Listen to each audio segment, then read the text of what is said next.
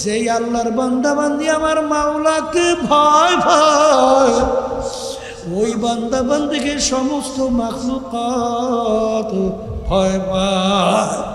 বাজার আরে দাদাজানের কথা শুনছিলাম, ফরিদপুর কয়ার ইয়ার ঘটনা। দাদাজান বয়ান করতেছিলেন, ডাক দেব, ওরে মানুষ, তোরা তো আমাদের কথা শুনলিও না, বুঝলিও না, চললিও না, কিন্তু একটা গরুকে যদি বলি গরু আমাদের কথা শুনবে। একটা গরু দূরে দাঁড়ানো, যখন দাদাদের হাত উড়ে ডাক দিল, গরুর দিকে আয়। ডাকের সঙ্গে সঙ্গে গরু রশি সেইরা দৌড়ে এসে দাদাজানের সামনে দাঁড় হইয়া গেল। দাদাজান বলতেছে, ওরে মানুষ, গরু আমাদের কথা শুনল, আর তোরা আশরাফুল মাখলুকাত মানুষ হইয়া আমাদের কথা শুনলি না। এই জন্য আমার বাজানদেরকে বলবো, পর্দা আলে মা বোনদেরকে বলবো, বাজান ওই গোষ্ঠী টুকরা কলব পরিষ্কার করে কবরে যাওয়া লাগবে। কারণ ওই কলবের ওরে ভিত্তি করিয়া সম্মান বাড়ে এবং কমে।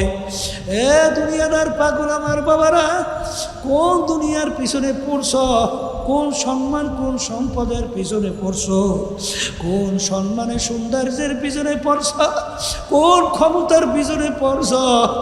মাঝে মাঝে একটু চক্ষু বন্ধ করে একটু মুরাকাবা করো হাকিকত সে।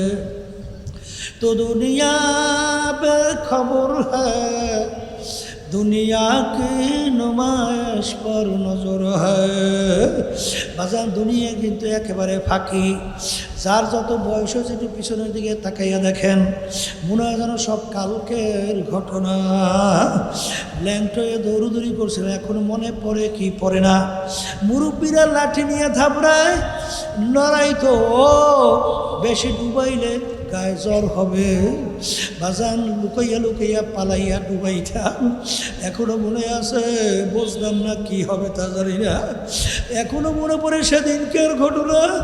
ওদিকে আয়নার সামনে যখন চেহারার দিকে তাকাই, দেখি কাঁচা দাড়িগুলা পাইকে গেল, আরে দাঁত পইরা যায়, চুলগুলা পাইকা যায়, শরীর দুর্বল হইয়া যায়। আর সেদিনকার ঘটনা দেখতে না দেখতে মনে হয় সব ঘটনা শেষ হয়ে গেল। এই জন্য আমার বাজানদেরকে বলবো, পর্দা আলে মা বোনদেরকে বলবো, দুনিয়া কিন্তু আরামের জায়গা না। আর দুনিয়া দারুল মেহনে ওয়াল বালা, দুনিয়া কষ্ট ক্লেশের জায়গা, বালা মুসিবতের জায়গা।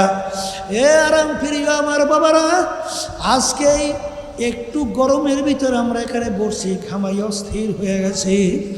এই সূর্য যেখান থেকে তাপ দেয় 9,30,00,000 মাইল দূর থেকে, সূর্যের যেদিকে তাপ বেশি উপরের দিকে, তাপ কম নিচের দিকে।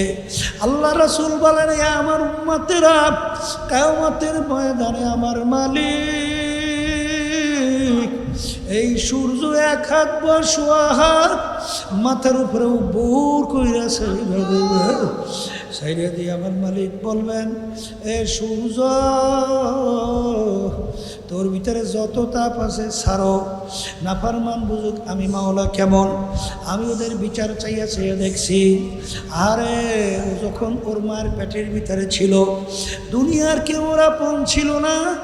ওকে তখন আমি ইচ্ছা করলে ওকে আমি ন্যাংরা কইরা বানাইতে পারতাম, অন্ধ কইরা বানাইতে পারতাম। আজকেও একজন আমার সঙ্গে রাস্তার ভিতরে দেখা করলো, বাজার দুইটা চক্ষু নাই। আল্লাহ, আমার মালিক তোমাকে আমাকে তোরকম অন্ধ কইরা বানাইতে পারতো। আরে বাজান বোবা মানুষ আও করে তোমার আমার সামনে চিল্লায়, আরে কথা বলতে পারে না। এই কথা বলার নেয়ামত দান করলেন আমার মাওলা, চক্ষু দিয়া দেখার নেয়ামত দান করলেন আমার মাওলা। বাজান কত পঙ্গু মানুষ, হাত নাই পাও নাই, অমুক নাই সমুক নাই। তোমাকে আমাকে এত সুন্দর সুরাতে তৈরি করলেন মায়ের পেটে কে?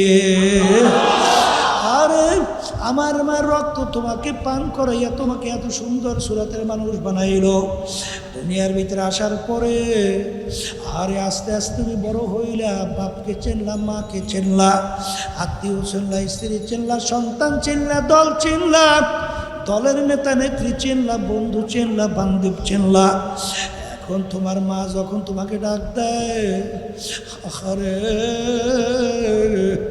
তখন তুমি যখন মা কইয়া ডাক দাও, মায়ের কলিজার ঠান্ডা হইয়া যায়। আব্বাকে আব্বা কইয়া ডাকো, আব্বার কলিজাও ঠান্ডা। বন্ধুকে বন্ধু কইয়া ডাকো, বন্ধুর কলিজাও ঠান্ডা। আরে দলের নেতা নেত্রীকে নেতা নেত্রী কইয়া ডাকো, ঠান্ডা। আমার মালিক বলেন এই নেমো খারাপ, যেই জবান দিয়া তোর বাপকে ডাকলি, মাকে ডাকলি, বন্ধুকে ডাকলি, নেতা নেত্রীকে ডাকলি, ওই জবান দিয়া যদি একবার তুই আমাকে আল্লাহ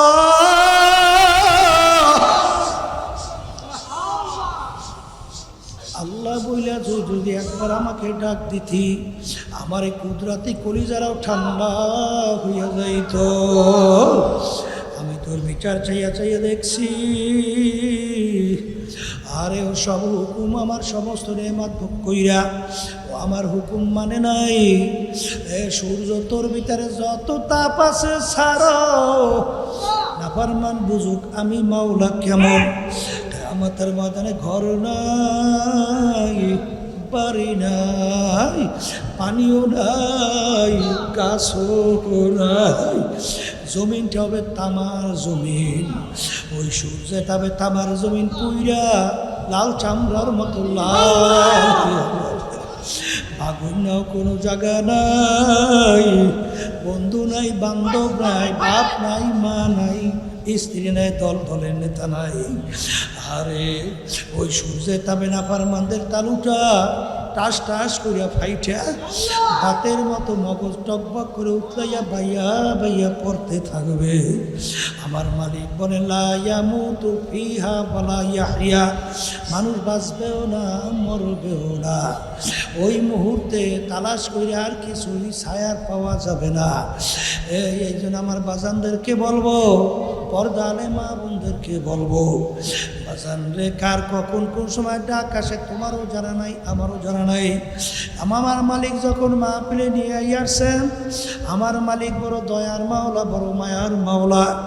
বাজান আমার দুনিয়ার বন্ধু বান্ধব এসে অন্যায় করলে লাথি মেরে অনেক সময় বন্ধুত্ব সাইরা চইলা যায়, কিন্তু আমার মালিকের সমস্ত নেয়ামত ভোগ কইরা তুমি আর আমি নাফরমানির পর নাফরমানি করলাম, আমার মালিক তার জমিন থেকেও ভাগাইয়া দেয় নাই, তার নেয়ামত থেকে বঞ্চিত করে নাই। বাজান বরঞ্চ আমার মালিক ডাক দিয়া বলে, এ বন্দাবান্দি আয় আমার কাছে তওবা কইরা দিলটাকে ভাইগা, তুই যখন মাপ চাবি আমি তোকে শুধু মাফ করব, তো শুধু তাই না তোর গুনাহকে আমি নেকের দ্বারা পরিবর্তন কইরা দেব। আমার মালিক সবসময় তোমার আমার দিকে তাকাইয়া অপেক্ষায় থাকে কখন বন্দাবাদী আমাকে ডাক দেবে।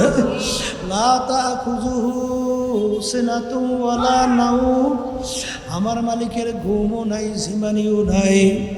বাজান তুমি আর আমি একটাই না ঘুমাই, আমার মালিক কিন্তু ঘুমায় না, সিমারিও নাই। আমার মালিক কেন ঘুমাই না? তোমার আমার মায়ার কারণে আমার মালিকের ঘুম হয় না। আমার মালিক ডাক দিয়ে বলে, বান্দা বান্দি তুই রাত্র গভীর রাত্রে বিপদে পড়ে আমাকে ডাক দিবি, আল্লাহ আল্লাহ। ওই সময় যদি আমি ঘুমাইয়া থাকি তখন তো ডাকের কে সাড়া দিবে? এই জন্য তোদের মায়ায় আমাকে ঘুমাইতে দেয় না। এ দুনিয়াদার পাগল আমার বাবারা, দুনিয়াতে যদি সম্মান চাও, আখিরাতে যদি মুক্তি চাও, সম্মান চাও, কলব পরিষ্কার করো, আল্লাহর হুকুম নবীর তরিকা অনুযায়ী নিজের জীবনকে চালাও, হক্কানি ওলামায়ে কেরাম পীর বুজুর্গদের সাথী হও, সঙ্গী হও, পরামর্শ নাও, তারপর দুনিয়া থেকে বিদায় নিয়ে কবরে যাও। কারণ দুনিয়ার কাজে 5 বারও যদি ঠগো, আবার ওই কাজের ভিতরে চেষ্টা করলে জিতবার আশা করা যায়, কিন্তু একবার যদি কেউ কবরে যাইয়া ঠগো, সাদিকিন বান্দাদের সঙ্গী হলে জীবনের মোড় পরিবর্তন ঘটে যায়। সোহবাতে সালেহ তোরা সালেহ বুনাদ, সোহবাতে তালেহ তোরা তালেহ বুনাদ। এক জমানা সোহবাতে বা আউলিয়া বেহতারা সদ সাল তাআত বেরিয়া। সৎসঙ্গে স্বর্গবাস, অসৎ সঙ্গে স্বর্গবাস। এই মজলিসটাকে আল্লাহ রাসূল সাল্লাল্লাহু আলাইহি ওয়াসাল্লাম বলছেন বেহেশতের একটা বাগান। এই বেহেশতের বাগানের ভিতর আল্লাহ রাব্বুল আলামিন আমাদেরকে দুনিয়ার সমস্ত কাজ থেকে বিরত রেখে আসার বসার দিনই আলোচনা করার শোনার তৌফিক দান করছেন। শুকরিয়া তান সবাই বলি আলহামদুলিল্লাহ। লাইন শাকারতুম লাযীদান্নাকুম ওয়া লাইন কাফারতুম ইন্না আযাবী লাশাদীদ। আল্লাহ রাব্বুল আলামিন বলেন, হে আমার বান্দা বান্দীরা, আমার পক্ষ থেকে নেয়ামত যদি পাও শুকরিয়া আদায় করো। নেয়ামতের শুকরিয়া আদায় করলে আমি তোমাদের উপরে নেয়ামত আরো বাড়াইয়া দেব। নেয়ামত পাওয়ার পরে শুকরিয়া যদি আদায় না করো, নেয়ামত তো বাড়ানো হবেই না, বরঞ্চ শক্ত আযাব তোমাদের উপরে চাপাই দেওয়া হবে। আমার আব্বাজান দাদাজান চরমনের জমিনে ঘুমাই আছে। আমার আব্বাজান বলতেন, দিনী মাহফিলে প্রথম থেকে শেষ পর্যন্ত থাইকা বাড়ি বিদায় হয়ে চলে গেলে আমল নামার মধ্যে কমপক্ষে হলো 50 লক্ষ নেকি এরকম জমা হতেই পারে না।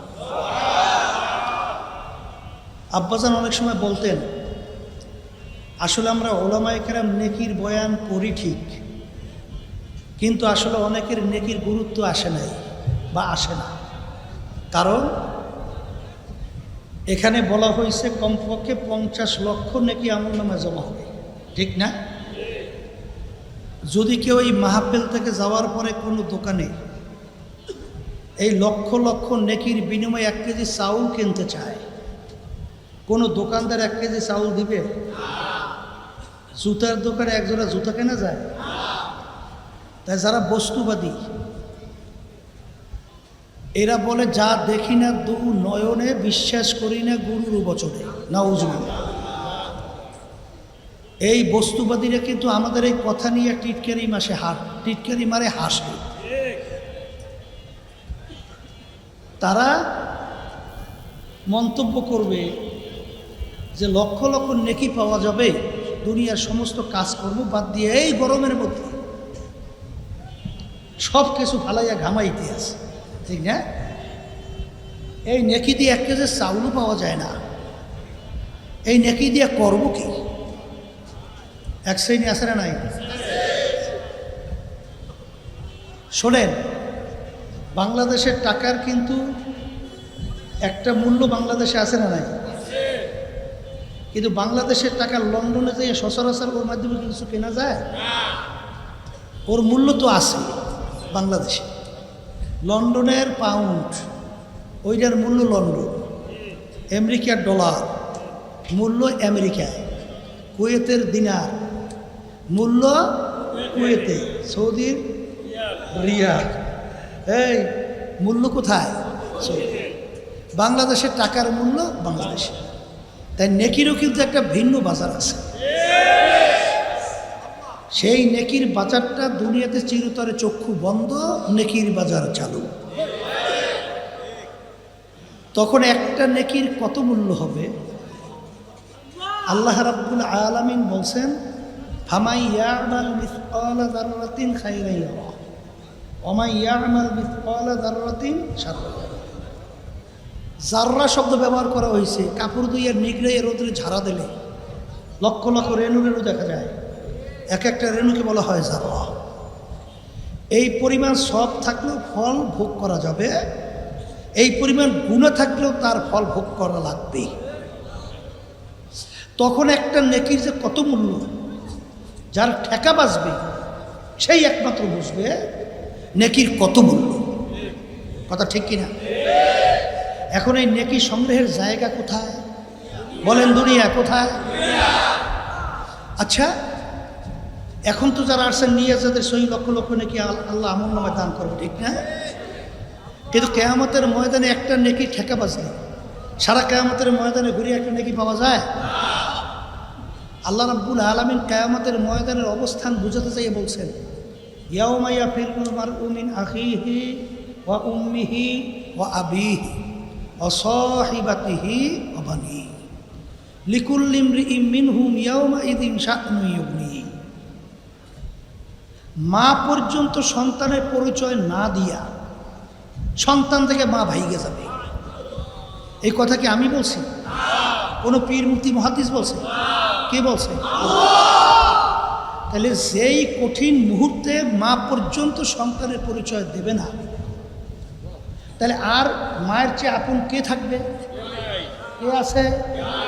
নাই, থাকবেও না। তাহলে ওই মুহূর্তে নেকি সংগ্রহের কোনো সুযোগ নাই। এখন কথা হলো, বস্তুবাদী এবং নাস্তিকদের দল এরা কিন্তু দেখবেন বলে দুনিয়া কা মজা লে লো দুনিয়া তুমহারা হয়। দুনিয়াটা হলো আনন্দ ফুর্তির জায়গা, চিত্ত বিনোদনের জায়গা। এখানে যতবার আনন্দ ফুর্তি উপভোগ করে নাও। ওই যে আমাদের কথা ইঙ্গিত করে বলি, ওলামায়ে কেরাম বলে, এই মিয়া দুনিয়া থেকে বিদায় নিয়ে যদি খোদা না পার মনে হয় কবরে যাও, 99 বিষাক্ত সাপ কুরজ দিয়া ফিটাইবে, আগুন জাহান্নামের আগুনে এসে কবর ভইরে যাবে। এই যে শোনো, এগুলো একটা দূরের বাধ্য। জোরে বলেন নাউজুবিল্লাহ। আমি আমার ভাইদেরকে বলবো, পর্দা আলে মা বোনরা যারা শুনতেছেন, এই কথা বোঝার জন্য, বুঝাবার জন্যই আল্লাহ রাব্বুল আলামিন মানুষের ব্রেন দান করছে, জেহেন দান করছে। কথা ঠিক না বেঠিক? যে পাগল তার উপরে কোনো শরীয়ত আছে? তারও কোনো নেকি আছে? কোনো গুনাহ আছে? কোনো সাজা, কোনো যাজা, কোনো শাস্তি, পুরস্কার কেন নাই?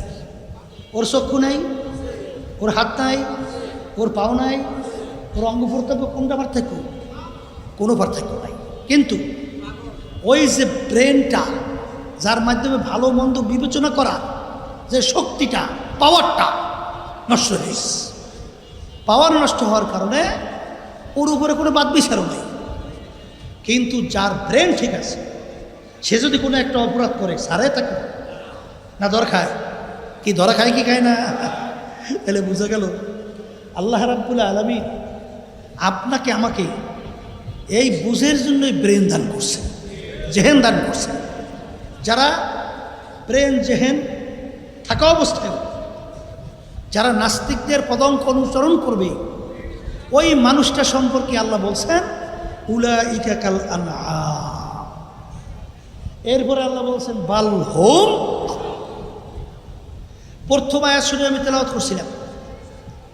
আয়াতের ভিতরে আল্লাহ রাব্বুল আলামিন বলেছেন, যত মাখলুকাত আমি সৃষ্টি করেছি এর ভিতরে সর্বশ্রেষ্ঠ সম্মানিত করে মানুষকে সৃষ্টি করছি। সবাই বলেন আলহামদুলিল্লাহ। তাহলে আমরা যারা মানুষ, সৃষ্টির সেরা, তাহলে সৃষ্টির সেরা কোন মানুষ? আর একটু আগে যে আমি শুনাইলাম এক শ্রেণী মানুষ চতুষ্পায় জানোয়ার এর মতো, এরপরে আল্লাহ বলেন তার চেয়েও খারাপ। অন্য আয়াতে বলছেন যত মাখলুকাত আমি সৃষ্টি করছি এর ভিতরে সবচেয়ে নিকৃষ্ট মাখলুকের নাম হলো শূকর। এক শ্রেণী মানুষ আছে শূকরের চেয়েও খারাপ। কে বলছেন?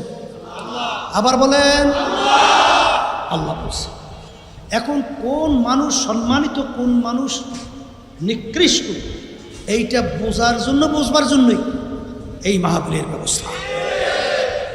এই আমাদের বাংলাদেশে কয়েকদিন আগে যে আমাদের ভবিষ্যৎ প্রজন্ম মেধাবী মেধাবী ছেলেগুলোকে, হাফেজদেরকে, আলেমদেরকে, আমাদের বাংলাদেশের জনগণ মানুষকে নির্বিচারে গুলি করে পাখির মতো রাস্তার ভিতরে লুটিয়ে ফেলা হলো। অনেকে বলে যারা এই কাজটা করছে, বিশেষ করে প্রধানমন্ত্রী দাবি করতেন হাসিনা, ওর আত্মাই বলতে বলে নাই, বলে আত্মাই ছিল। নাহলে এইভাবে মানুষগুলোকে কিভাবে গুলি করে করে হত্যা করে? কোনো মানুষ আরেক মানুষকে এরকম হত্যা করতে পারে? তাহলে বোঝা গেল ওদের আত্মাই নাই। তাহলে বোঝা গেল আত্মা নাই শব্দটা যখন বলছে, এখন বলতে হবে আত্মা জিনিসটা কি। কথা ঠিক না ভাই? এই আল্লাহ রাসূল সাল্লাল্লাহু আলাইহি ওয়াসাল্লাম বলেন, আলা ওয়া ইন্না ফিল জাসাদি মুদগা ইযা সালুহা সালুহাল জাসাদু কুল্লুহু ওয়া ইযা ফাসাদাত ফাসাদাল জাসাদু কুল্লুহু আলা ওয়া হিয়াল কলব। আল্লাহ রাসূল সাল্লাল্লাহু আলাইহি ওয়াসাল্লাম বলেন, প্রত্যেকটা মানুষের ভিতরে ওরা যারা আত্মা বলে ওইটা হাদিসের ভাষায় কলব বলে। কি বলে? জোরে বলেন, জোরে বলে। ওই যে কলবটা, ওই আত্মাটা একটা গোশতের টুকরা। ওটা কি? এই গোশতের টুকরাটা যখন ভালো হয়ে যায় তখন ওই মানুষটা নির্বিচারে এইরকমভাবে বিনা অপরাধের মানুষগুলোকে গুলি করে মারতে পারে না। ওই আত্মা যদি ভালো থাকে সেই মানুষগুলো কখনো এই বাংলাদেশে আমার রিক্সাওয়ালা বাজানরা রাস্তায় রিক্সা চালায়, তাদের মাথা থেকে ঘাম টপ টপ করে পড়তে থাকে, সেই রিক্সার উপরে একটা ভ্যাট ট্যাক্স আছে না নাই? সরকারি ফান্ডে জমা হয়। আর ওরা ক্ষমতার চেয়ারে বৈশা যাদের আত্মা আছে তারা কোনোদিন এই টাকা পাচার করে বিদেশে বেগম পাড়া তৈরি করতে পারে না। তাহলে বোঝা গেল ওদের আত্মা নষ্ট হয়ে গেছে। কি নষ্ট হয়েছে? ওই যে গোশতের টুকরা কলব কি হয়েছে? নষ্ট হয়ে গেছে। এই কলব কি জিনিস? আত্মা কি জিনিস? ওমর ফারুক রাদিয়াল্লাহু তাআলা আনহু আল্লাহ রাসূল সাল্লাল্লাহু আলাইহি ওয়াসাল্লামকে কতল করার জন্যে খাপ থেকে তরবারি বের করে রওনা করছেন। জানেন না? জানেন না? আচ্ছা, ওই ওমর ফারুক রাদিয়াল্লাহু তাআলা আনহু ওই কলব তার পরিবর্তন হইয়া ভালো হওয়ার কারণে ওই তরবারি নিয়েই রাজপথে প্রথম ইসলামের পক্ষে নারায়ে তাকবীর স্লোগান দিয়ে নেমে গেছিল। আচ্ছা বলুন তো, একটু আগে আল্লাহ রসুলকে কতল করার জন্য রওনা করছে, সেই ওমর যখন ইসলামের পক্ষে, আল্লাহ রসুলের পক্ষে, সাহাবায়ে কেরামদের পক্ষে, ইসলাম দ্বীনের পক্ষে নারায়ে তাকবীরের স্লোগান দিয়ে রাস্তায় নামছে। আচ্ছা, বাহ্যিক ওমর দেখতে তার কী পার্থক্য হয়েছে? চোখ আগে আসলে দুইটা, এখন কয়টা? আবার বলেন। আগে হাত আসলে কয়টা? আর এখন পা আসলে কয়টা? এখন। তাহলে কোন জায়গায় পরিবর্তন হয়েছে? বলেন বলেন বলেন। ওই আত্মা কলব পরিবর্তন হওয়ার কারণে এখন সে এক পর্যায়ে যখন জেরুজালেম রওনা করছে, আমির বাংলাদেশে 200 দেশের রাজা, কয়শো দেশে, তিনি উটের পিঠের ভিতরে বসা, গোলাম উটের রশি টানতেছে। ওই আত্মা পরিবর্তন হওয়ার কারণে তার বিবেকে নাড়া দিল যে গোলাম সেও তো মানুষ, আমিও তো মানুষ। গোলাম রৌদ্রের ভিতরে পুইরা চামড়া কালো হয়, আর আমি ছায়ার নিচে থাকবো, এটা হয় না। ডাক দিয়ে বলে, গোলাম এখন তুমি উটের পিঠে ওঠো, আমি উটের রশি টানব। কি বুঝলেন? কি পরিবর্তন আসছে না আসে নাই?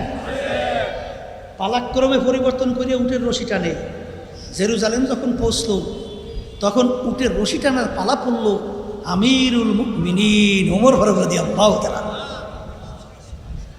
লোকজন অভ্যর্থনার জন্য অপেক্ষায় আছে। আহলান সাহালান আমিরুল মুমিনিন, মারহাবা মারহাবা। এইটা বলতে বলতে উটের কাছ থেকে আমিরকে নামাবার জন্য গেল। উটের পিঠ থেকে গোলাম ডাক দিয়ে বলতেছেন, আমি আমির না, আমির উটের রশি টানতেছে। কি পরিবর্তন হয়েছে? আবার বলেন।